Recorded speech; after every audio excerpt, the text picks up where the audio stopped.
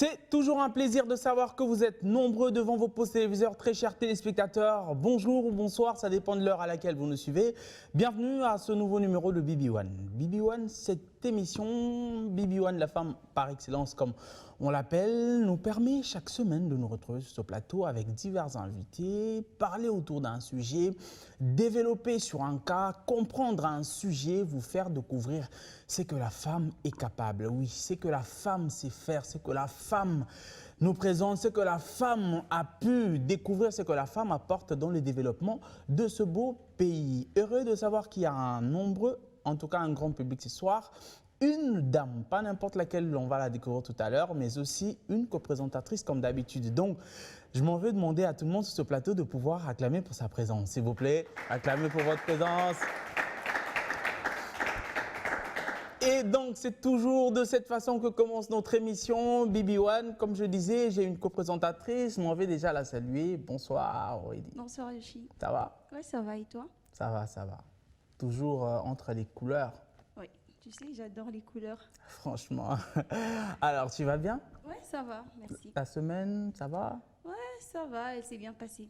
Ok, très content de te voir. Je m'en vais directement introduire notre invité qui est avec nous. Alors, ceux qui nous suivent en ce moment ont hâte de savoir quelle est la grande dame que j'ai annoncée tout à l'heure. Tu peux nous dire qui est-ce qu'on reçoit aujourd'hui? Oui, aujourd'hui, on reçoit Madame Ketia Olangui. Mais aujourd'hui, on va faire les choses différemment, pas comme d'habitude. Ça veut dire? Parce que d'habitude, c'est moi qui présente les invités.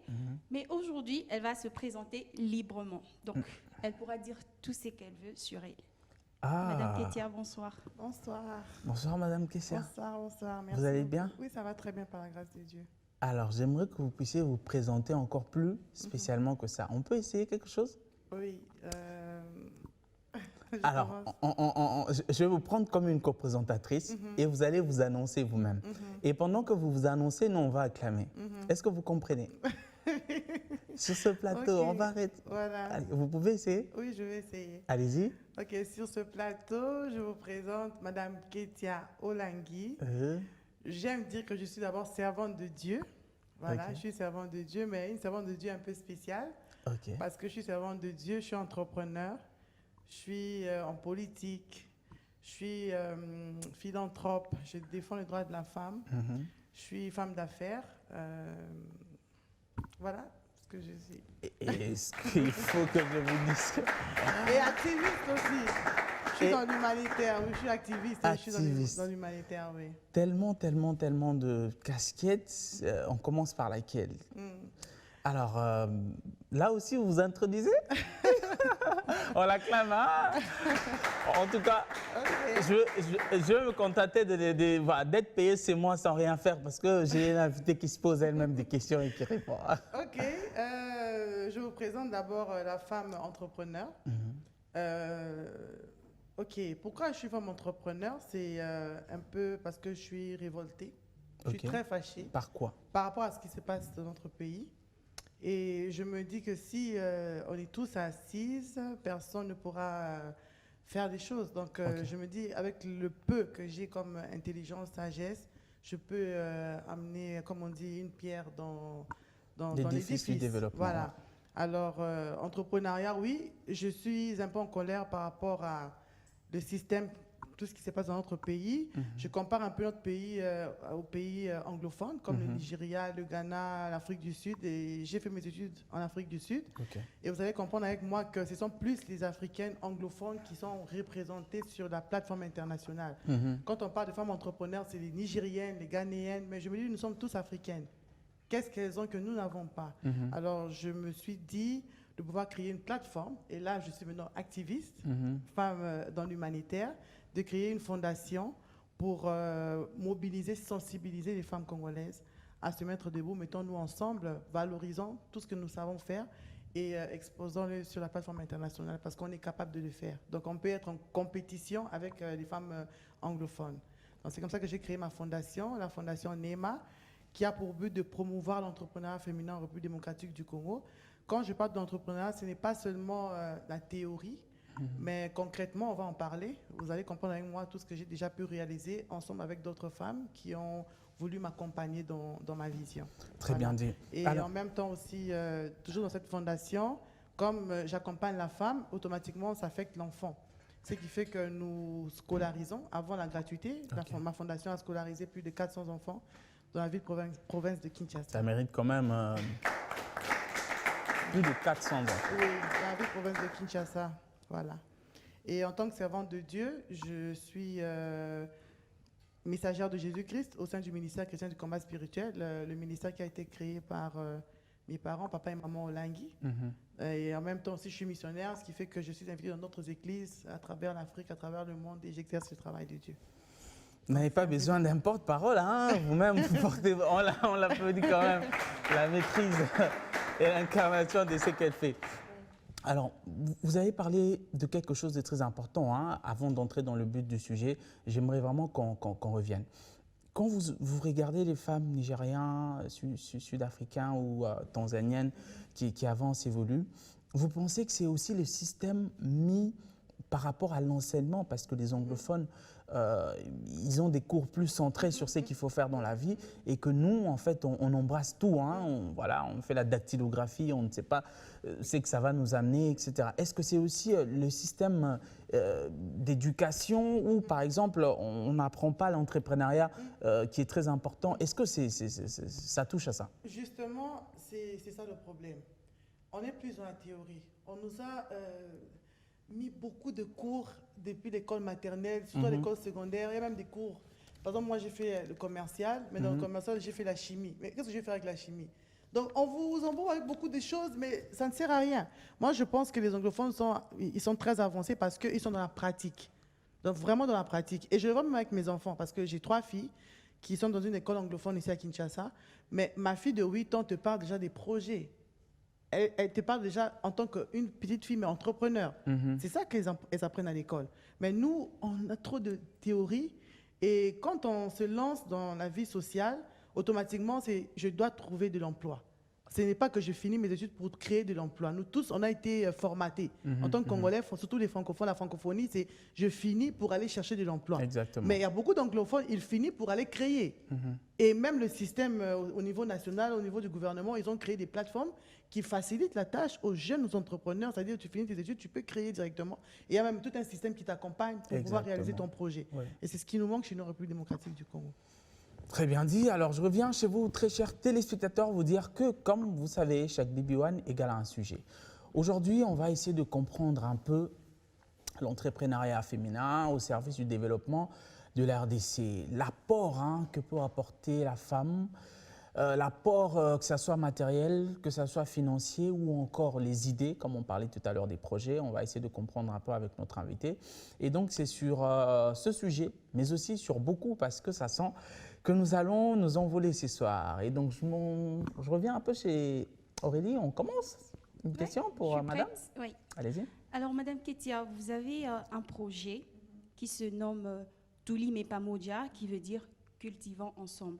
Pourquoi avoir lancé ce projet et qu'est-ce qui a déjà été entrepris dans ce projet? Ok, je vais d'abord commencer par la jeunesse. La fondation NEMA, qui est ma fondation, comme je vous ai expliqué, je promouvois l'entrepreneuriat féminin. Nous organisons des conférences, des forums, des ateliers.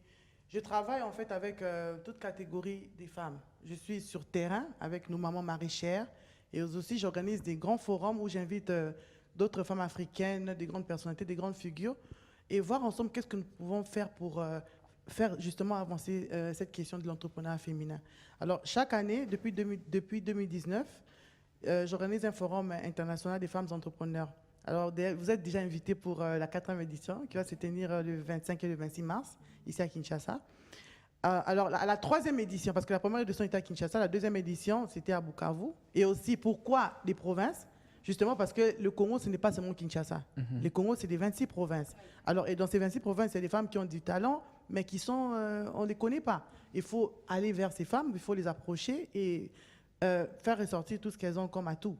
C'est comme ça que j'organise dans chaque province. Alors, la 2e édition, c'était à Bukavu. La 3e édition, c'était à Lubumbashi l'année passée, au mois de mars. Et Lubumbashi, c'est vraiment un clic, en fait. Parce que Lubumbashi, le thème, c'était la femme entrepreneur dans le secteur agricole et minier. Est-ce que nous avons assez de femmes entrepreneurs dans Dans les l'agriculture? Nous avons des mamans maraîchères, nous avons des femmes qui font l'agriculture, mais est-ce que nous avons des entrepreneurs agriculteurs? Et c'était ça la question. Et à la fin, on s'est décidé, après la formation que nous avions eue, nous avions décidé de créer une entreprise agroalimentaire. Pourquoi? Parce que nous importons tout chez nous en République démocratique du Congo. Moi, je suis vraiment en colère avec tout ce qui se passe au pays. Il faut qu'on se le dise. On est vraiment dans la distraction. Nous, quand je dis nous, c'est nous tous.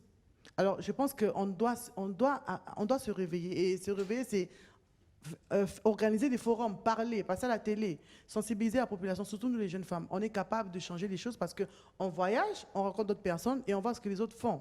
Et avec cette expertise, quand on revient, on peut sensibiliser les autres qui n'arrivent pas, qui ne peuvent pas voyager.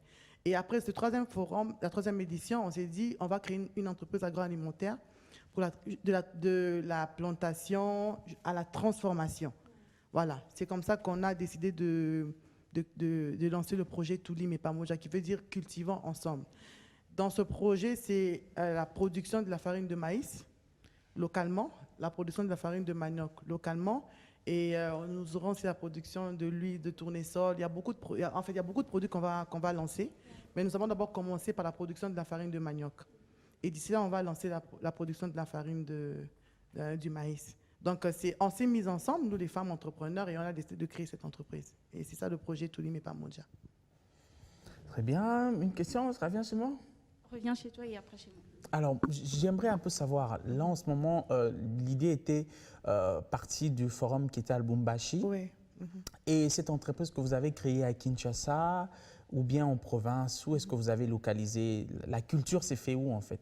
La culture, nous avons deux provinces pilotes. Nous avons le Congo central, au niveau du Songolo, où nous produisons la farine de manioc. Et la farine de maïs sera produite à Lubumbashi, dans la province du Haut-Katanga.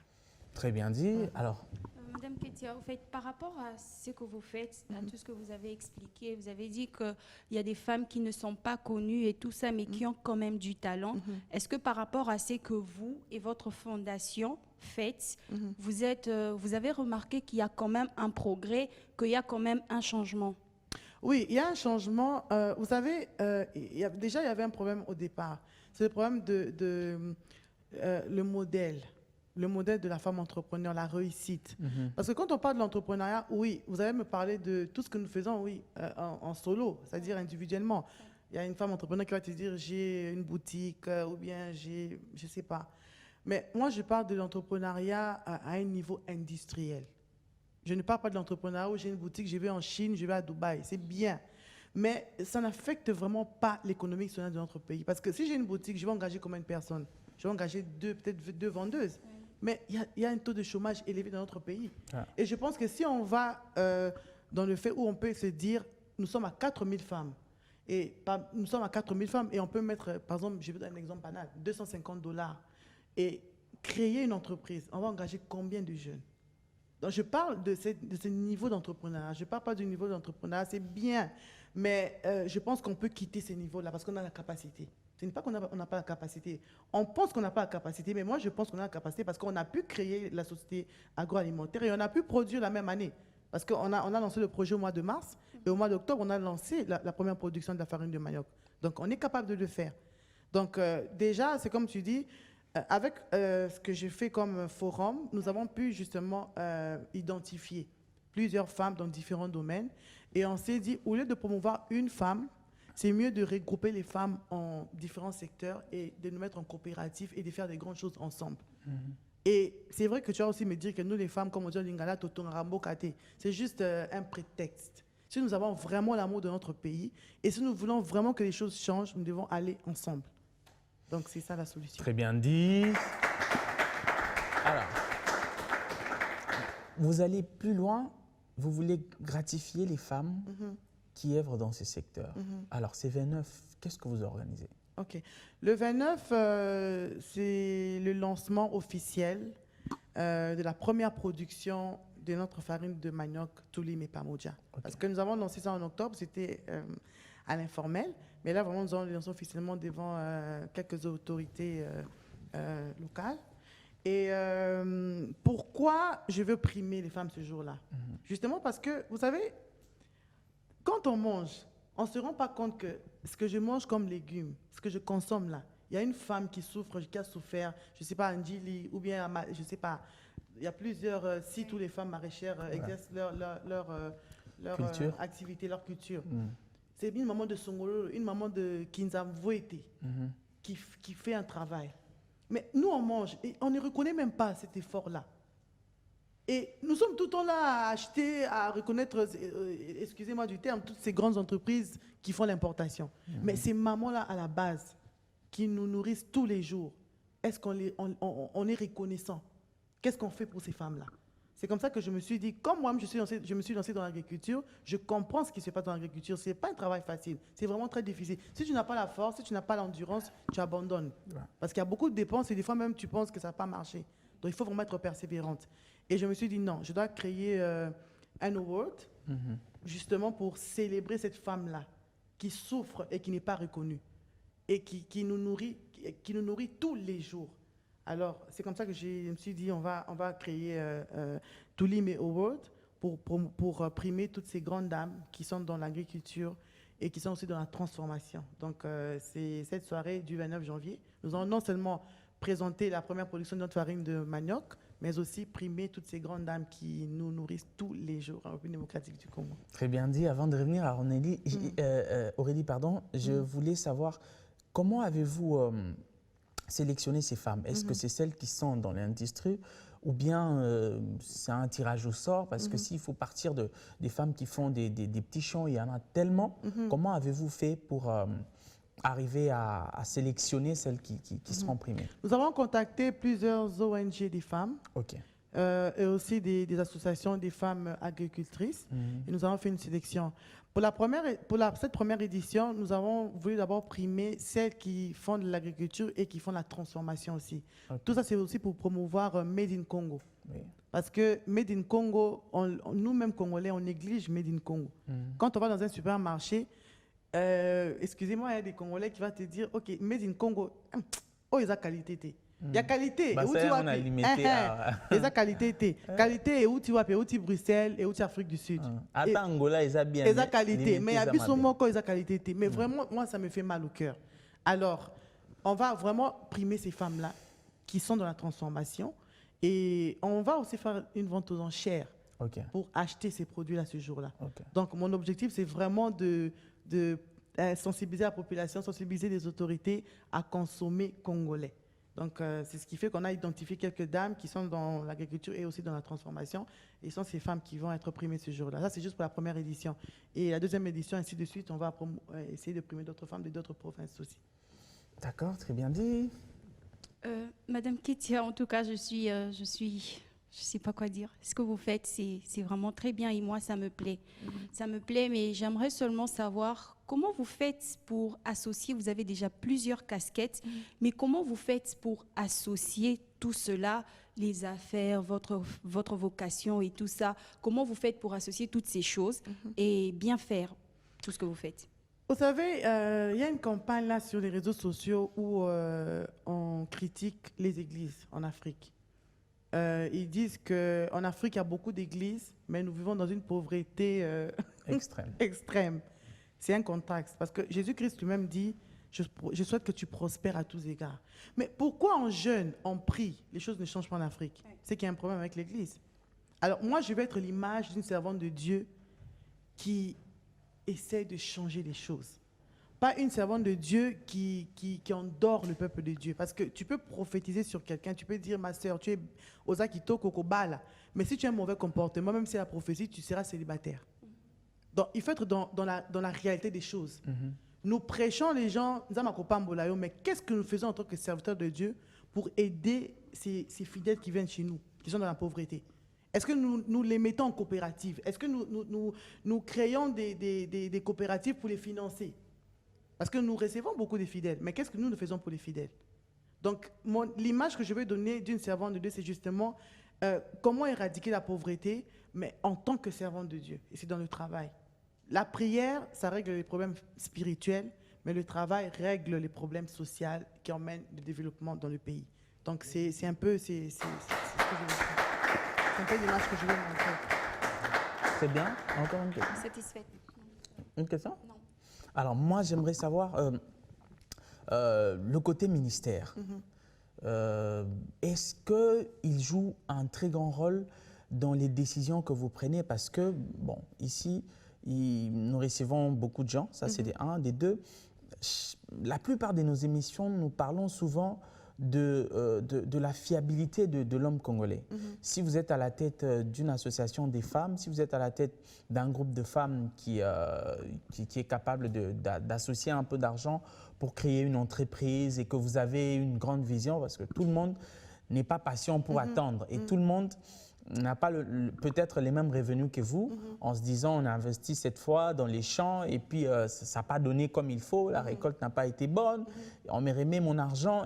Est-ce que vous avez déjà essayé de regarder un peu les personnes avec qui vous vous associez et est-ce que c'est le côté spirituel qui arrive à vous aider à voir avec qui travailler, quelles décisions prendre? Parce que le Congolais, parfois, on n'est pas aussi fiable, dans le sens où même s'il y a quelqu'un qui garde l'argent, quand il faut récolter, celle qui vend, il faut qu'elle soit quelqu'un de bien. Bref, dans tout ça, ça peut un jour vous apporter un problème. Comment vous faites pour vivre dans cet environnement?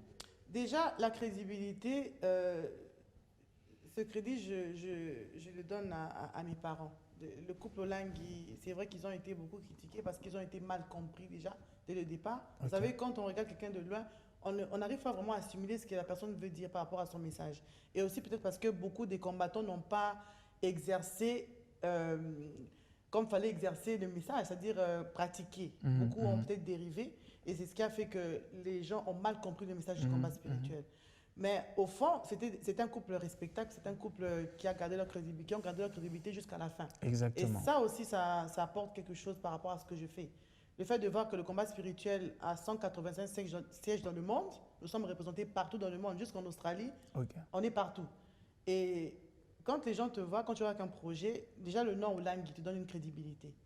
Et de deux, c'est aussi la manière dont tu structures.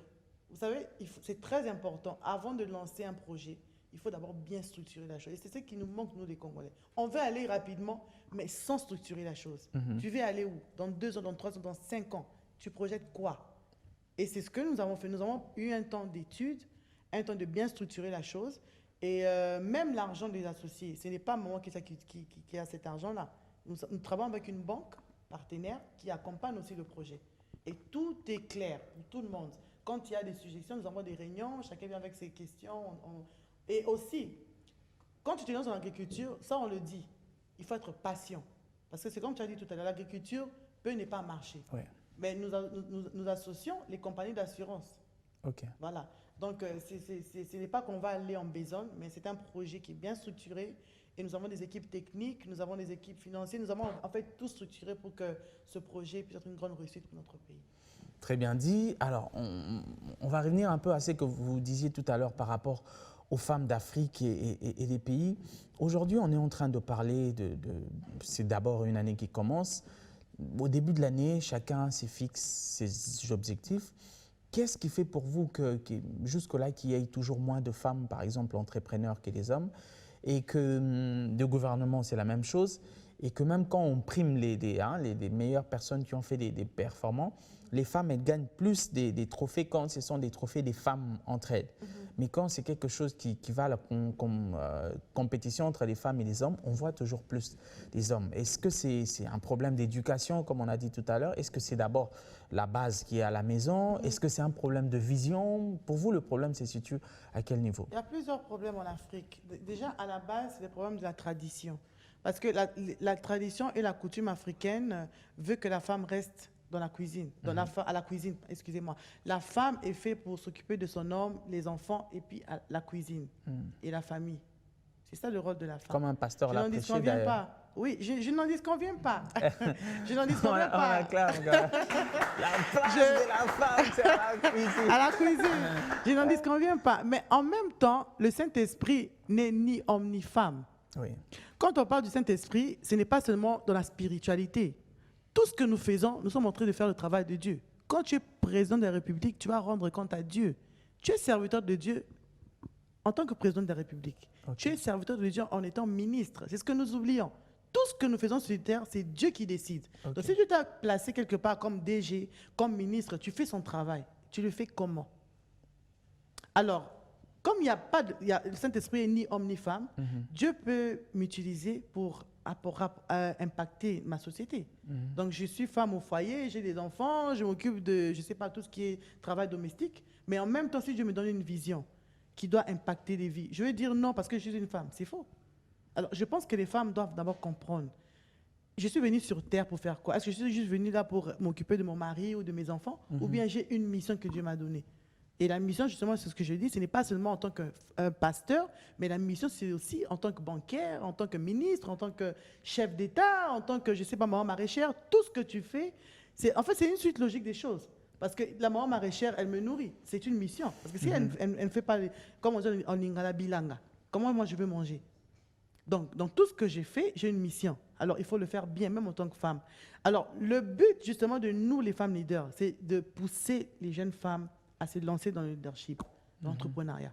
Quand une jeune femme me voit, et moi, je suis très contente parce qu'il y a des femmes qui m'écrivent sur mes pages Instagram, Facebook, maman Ketia, tu es un modèle pour moi, tu m'inspires beaucoup. Et je pense que tout ce que j'ai fait, je suis en train d'inspirer des femmes. Et je pense qu'il y aura plus de femmes maintenant qui vont s'élever pour notre pays. Ça, j'ai vraiment la foi. Très bien dit. Une question? Une question. Par rapport à ce que Yoshi a dit, Madame Ketia, dans votre travail, dans ce que vous faites, est-ce que vous vous dites qu'il faut aider les hommes aussi, parce qu'il y a des hommes qui ont aussi besoin d'aide, pas seulement les femmes. Est-ce que vous vous dites que vous pouvez aider aussi les hommes ou vous travaillez juste avec les femmes en tant que femme leader? En fait, l'objectif vraiment de la Fondation NEMA, c'est d'abord la femme. Mais nous avons aussi un programme dans ma fondation où nous nous occupons aussi de l'entrepreneuriat des jeunes. J'organise aussi des conférences avec la jeunesse. J'aide aussi. Et j'ai aussi un programme qu'on appelle Ketia Olangi Scholarship. C'est la bourse que je donne aux jeunes. Là, c'est hommes-femmes. Ouais, donc, pour recevoir des formations. Parce que tout, à la base, c'est la formation aussi. Donc, avant même de se lancer dans l'entrepreneuriat, il faut d'abord être formé. Donc, j'ai aussi un département qui s'occupe de la jeunesse. Et dans la jeunesse, il y a les jeunes hommes et femmes. Voilà. Très bien. Alors moi, j'ai deux petites questions un tout petit peu intimes. La première, c'est celle de savoir, aujourd'hui, qu'est-ce qui vous manque à faire de votre vie? Quand vous regardez tout ce que vous avez accompli jusque-là, et certainement, vous avez encore des rêves. Qu'est-ce qui vous manque à faire? Je suis servante de Dieu, je suis entrepreneur, mais je vous ai dit que je suis en politique. Ok. Donc, je veux vraiment me lancer à fond en 2023. Ok. Oui, à la députation nationale. Ok. Je pense qu'il est temps que les femmes, vraiment, nous devons être représentées valablement au niveau politique. Et quand je parle des femmes, d'abord, la population va nous faire confiance si nous réalisons des choses. C'est pourquoi je me focalise à pouvoir réaliser plusieurs choses. Et je mettrai la population en confiance. Oui. Donc, ce qui fait que vraiment la chose qui me reste à faire, c'est de me lancer vraiment en politique, d'occuper des postes de décision, afin de pouvoir apporter le savoir-faire que j'ai pu faire en tant que femme entrepreneur, en tant que servante de Dieu. Et je pense que peut-être ma voix pourra peut-être apporter quelque chose de plus au développement de notre pays. Très bien dit. La deuxième, c'est celle de savoir, imaginez que vous êtes dans un ascenseur, vous bloquez pendant 5 minutes et qu'il n'y a personne pour vous secourir. Mais dans cet ascenseur, vous pouvez y être avec une personne qui peut-être n'est plus, ou quelqu'un des États-Unis, votre icône ou je ne sais pas qui. Quelle est la personne que vous pouvez rêver passer avec ces 5 minutes dans l'ascenseur discuter? On l'acclame quand même avant qu'elle réponde. Hein. Je parlais d'une seule personne. Une seule personne, Oui. waouh. On met papa et maman à côté. Hein. Oui, papa et maman à côté. Oui, c'est mieux. Oprah. Oprah. Ouais. Ça mérite quand même d'être une des plus fortes femmes du monde. Ouais. Pourquoi elle? Pourquoi Oprah? Oprah, c'est vraiment une inspiration. Elle a été violée à plusieurs reprises par le mari de sa mère. Oui. Et elle vient d'une famille très pauvre. Ouais. Mais aujourd'hui, c'est la femme la plus riche, la femme noire américaine la plus riche des États-Unis. Oui. C'est vraiment une inspiration. Elle vient de nulle part et aujourd'hui, elle s'est vraiment positionnée à travers le monde. Et je regarde souvent son parcours, je lis les livres sur elle, je la suis beaucoup. Et vraiment, c'est une inspiration pour moi. Et je pense qu'il y a des fois où je suis découragée, mais quand je m'inspire sur ce que Oprah est aujourd'hui, je n'abandonnerai pas. Voilà, je continue. Très bien dit. Une question? Bien sûr, une question. Est-ce que vous pouvez me dire si, dans tout ce que vous faites, votre voix, elle est suffisamment entendue, surtout dans le milieu de la jeunesse, plus particulièrement avec la jeune fille congolaise? Est-ce que votre voix, elle est suffisamment entendue et de par ce que vous faites, de par ce que l'on voit, on vous entend et tout ça, il y a un changement qui se produit de ce côté-là? Oui, je suis assez suivie par beaucoup de jeunes femmes, comme j'ai dit tout à l'heure, mais je pense que je n'ai pas encore atteint le seuil. Je n'ai pas encore atteint cette dimension-là. Parce qu'au début, je ne voulais vraiment pas trop médiatiser ce que je faisais. Je me disais, je vais rester profil bas. Mais je pense qu'il est temps de vraiment pouvoir m'exposer. Ça va vraiment inspirer beaucoup. Ça va beaucoup inspirer les femmes, et surtout les femmes qui hésitent encore de se lancer dans le leadership féminin, de se lancer en politique, dans l'entrepreneuriat. Si on est nombreuses, des femmes comme nous, je pense qu'on va inspirer beaucoup. Alors, je me dis, il est temps vraiment que je puisse vraiment m'exposer. Et 2022, c'est vraiment mon année où je veux beaucoup passer à la télé, parler de ma vision, de ce que j'espère voir pour la République démocratique du Congo. Alors, on n'est pas en campagne, hein, mais je vais profiter pour vous poser une question. Qu'est-ce que vous rêvez pour ce Congo? Quel est votre rêve pour ce Congo?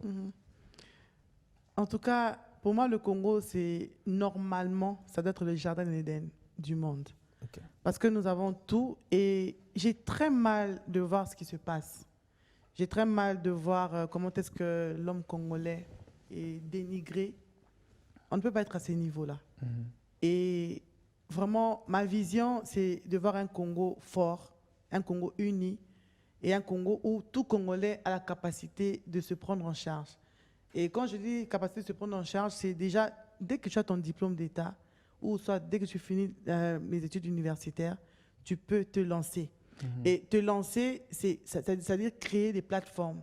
Le gouvernement doit créer des institutions qui promouvoient l'entrepreneuriat, qui donnent des formations. Vous savez, le gouvernement doit mettre l'accent sur la formation de la jeunesse. C'est-à-dire, quand je parle de la formation, non seulement la formation ici chez nous, en République démocratique du Congo, mais aussi investir à pouvoir envoyer la jeunesse aller étudier à l'étranger, se former et revenir, revenir ramener ce savoir-faire ici en République démocratique du Congo. Donc mon rêve, c'est de voir un Congolais épanoui. Et le Congolais épanoui, il sera épanoui si les institutions sont stables, si il y a aussi ces changements de mentalité, s'il peut avoir son salaire à la fin du mois, si l'éducation est stable, si la santé est gratuite pour tout le monde, comme on dit, la santé universelle, je pense que ce Congolais sera stable. Et ça va commencer par nous, nous-mêmes les Congolais. En espérant pas que ça viendra de l'étranger, mais si nous-mêmes on se décide de le faire, on peut le faire. Justement, c'est la question que j'allais poser. Est-ce que quand vous observez l'homme congolais, la femme congolaise, vous voyez que le Congolais est prêt à avancer? Il est prêt à avancer, mais la mentalité nous bloque. Parce que la mentalité, ce n'est pas seulement, quand je parle de la mentalité, ce n'est pas seulement la population. Même nous, les leaders d'opinion, les dirigeants. Okay. Je vais vous parler de ce projet Toulimé. Quand j'ai lancé le projet, je suis allé contacter quelques leaders. Mais déjà, la réponse qu'on te donne, ça te décourage. Il te dit, ah, tu es sûr que ça va marcher?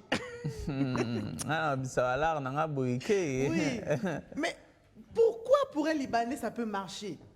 Pourquoi pour un Indien ça va marcher? Mais pourquoi pour les Congolais ça ne peut pas marcher?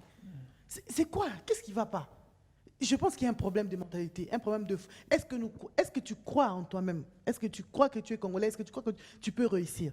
Mais le Libanais comme moi, il a le sang. Je ne sais pas, peut-être parce qu'il est plus clair que moi. Et il y a plus de risques. Il vient dans un pays qui ne l'appartient pas. Voilà, il vient dans un pays qui ne l'appartient pas. Il a des usines. Mais moi, le Congolais, pourquoi je ne peux pas le faire?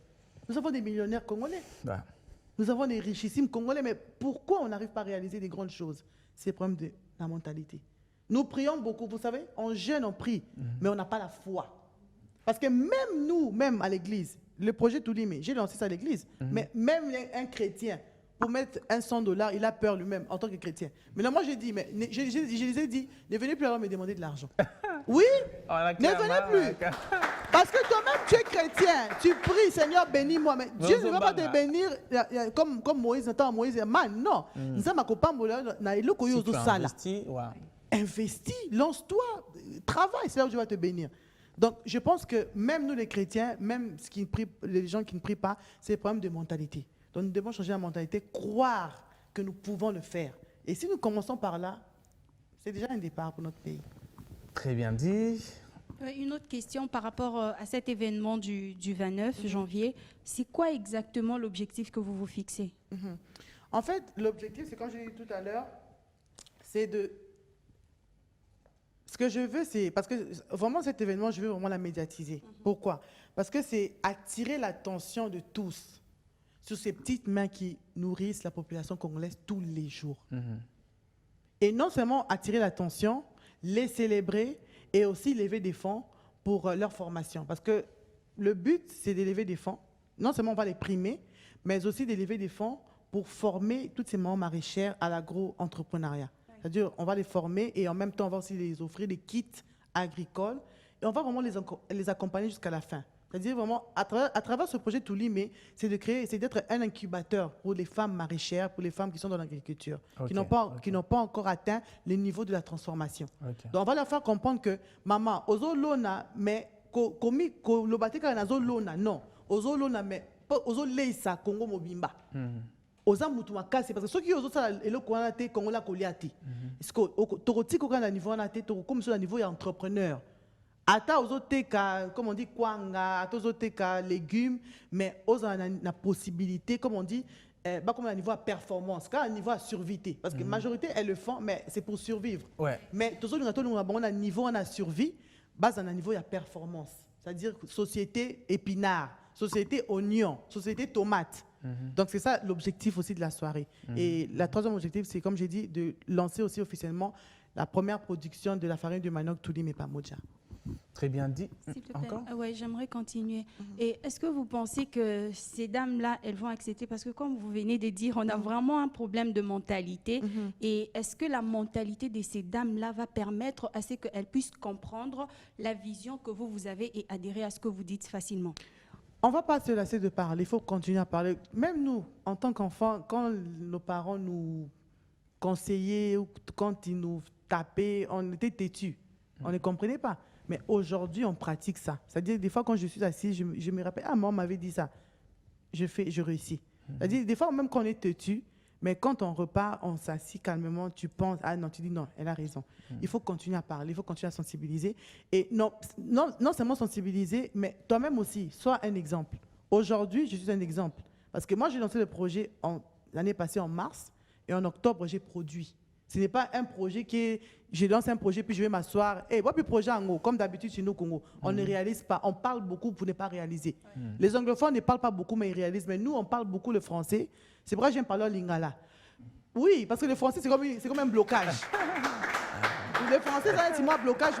On parle beaucoup des conférences, sous on le fait. Beaucoup de conférences, et les lectures. Vous savez, c'est-à-dire, oui, mais c'est quoi concrètement? Qu'est-ce que nous avons fait? Voilà.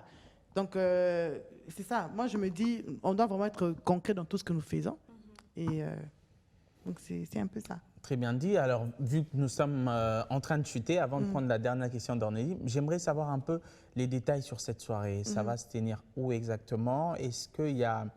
C'est sur invitation. Est-ce que les gens peuvent payer l'accès pour accéder? Comment ça se passe?